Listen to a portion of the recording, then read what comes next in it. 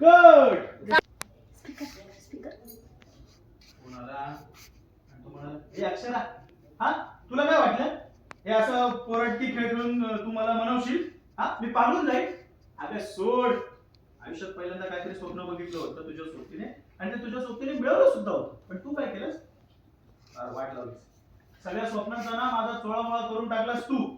आणि आता मला अशी करायला लागलीस.